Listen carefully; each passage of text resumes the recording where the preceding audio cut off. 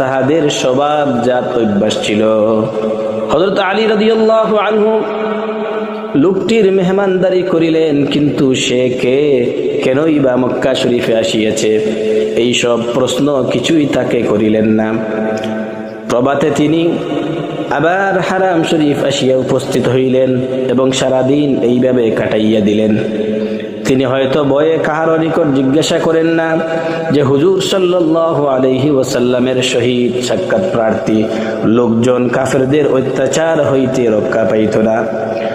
দ্বিতীয় দিন হযরত আলী রাদিয়াল্লাহু আনহু ভাবিলেন, লোকটি হয়তো আজও কাজ সারিতে পারে নাই, তাই তিনি আজও তাহাকে সঙ্গে করিয়া বাড়ি নিয়া গেলেন এবং খাওয়া শুয়ার ব্যবস্থা করিলেন।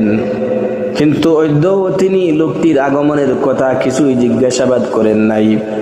তৃতীয় দিন হযরত আলী রাদিয়াল্লাহু আনহু তাহাকে আবার বাড়ি লইয়া গেলেন এবং জিজ্ঞাসা করিলেন, ভাই তুমি কি কাজে মক্কা শরীফ আগমন করিয়াছ? হযরত আবু যর রাদিয়াল্লাহু আনহু প্রথমে কসম দিয়া বলিলেন, ভাই সত্যকে গোপন না করিলে আমি বলিতে পারি। অতঃপর আলীর নিকট নিজের উদ্দেশ্য বর্ণনা করিলেন। হযরত আলী বলিলেন, তিনি নিঃসন্দেহে আল্লাহর নবী। সকালবেলা আমি তোমাকে হুজুরে পাক সাল্লাল্লাহু আলাইহি ওয়াসাল্লামের দরবারে নিয়ে যাইব, কিন্তু চতুর্দিকে শত্রুতার আগুন জ্বলিতেছে, তুমি আমার পিছন পিছন চলিবে। ইতিমধ্যে শত্রু ভাবাপন্ন কাহারও সহিত সাক্ষাৎ হইলে আমার সঙ্গে চলার দরুন তোমার ক্ষতি হইবার আশঙ্কায় আমি পেশাব করিবার অথবা জুতা ঠিক করিবার ভান করিয়া বসিয়া পড়িব। তুমি কিন্তু আমার অপেক্ষা না করিয়া চলিতে থাকিবে।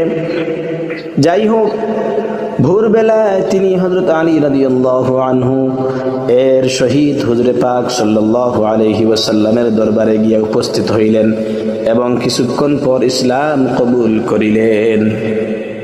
দয়ার সাগর হুজুর আকরাম সাল্লাল্লাহু আলাইহি ওয়াসাল্লাম হযরত আবু যর রাদিয়াল্লাহু আনহু মুসিবতে পড়িবেন ভাবিয়া ফরমাইলেন, আপাতত তুমি তোমার ইসলাম গ্রহণ প্রকাশ করিও না, বরং চুপে চুপে তুমি নিজের দেশে চলিয়া যাও।